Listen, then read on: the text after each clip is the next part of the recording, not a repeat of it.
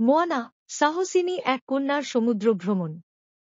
দূর সমুদ্রের মাঝে একটা ছোট্ট দ্বীপ ছিল, নাম মতুনুই। সেই দ্বীপে থাকত এক প্রাণবন্ত আর কৌতূহলী মেয়ে, তার নাম মোয়ানা। ছোট থেকেই সে সমুদ্রকে খুব ভালোবাসত। কিন্তু তার বাবা, দ্বীপের প্রধান, বলতেন, সমুদ্র খুব বিপজ্জনক, ওটা থেকে দূরে থাকতে হবে। মোয়ানার দাদি তালা ছিল একমাত্র ব্যক্তি যে বুঝত তার মনের টান। তিনি বলতেন, তোমার ভেতরেই আছে সমুদ্রের ডাক শুনতে পাওয়ার শক্তি। একদিন তিনি মোয়ানাকে বললেন, অনেক বছর আগে এক সাহসী শক্তিধারী ব্যক্তি মাউই এক মহামূল্যবান হৃদয় চুরি করেছিল। সেই হৃদয় ছিল প্রকৃতির প্রাণ শক্তির উৎস। সেটি হারানোর পর থেকে পৃথিবীতে সমস্যা দেখা দেয়, অন্ধকার ছড়াতে থাকে, সবকিছু শুকিয়ে যায়। মোয়ানার দ্বীপেও সেই সমস্যার ছায়া পড়ে, ফসল হয় না, মাছ ধরা বন্ধ হয়ে যায়।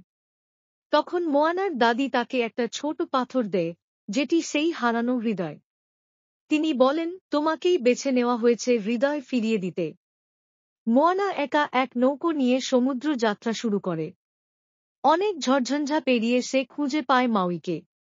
প্রথমে মাউই সাহায্য করতে চায় না। সে নিজেও অনেক আগেই নিজের জাদুকরী শক্তি হারিয়েছে। কিন্তু মোয়ানার ধৈর্য, সাহস আর দৃঢ়তায় সে রাজি হয়। তারা একসাথে বহু বিপদ পেরিয়ে অবশেষে পৌঁছায় তেকা নামের এক আগুন দানবের সামনে। তেকা খুব ভয়ঙ্কর ছিল। কিন্তু মোয়ানা বুঝতে পারে, এই দানব আসলে সেই প্রকৃতির রূপ, যে নিজের হৃদয় হারিয়ে অন্ধকারে ঢেকে গেছে। মোয়ানা তার সামনে দাঁড়িয়ে বলে, আমি জানি তুমি কে। তুমি হারিয়ে ফেলেছ নিজের সত্যিকারের রূপ। সে হৃদয় ফিরিয়ে দেয়। তখন সেই দানব আবার শান্ত ও সুন্দর প্রকৃতির রূপে ফিরে আসে। প্রকৃতি আবার সবুজ হয়, পৃথিবী ফিরে পায় তার প্রাণশক্তি। মাউই মোয়ানাকে ধন্যবাদ দিয়ে চলে যায়। আর মোয়ানা ফিরে আসে দ্বীপে। সবার চোখে সে এখন শুধু প্রধানের কন্যা নয়, বরং এক সাহসিনী নেত্রী, যে নিজের ডাকে সাড়া দিয়ে বদলে দিয়েছে সবকিছু। তার নেতৃত্বে দ্বীপবাসীরা আবার সমুদ্র পাড়ি দিতে শেখে, ঠিক যেমন তাদের পূর্বপুরুষরা করত।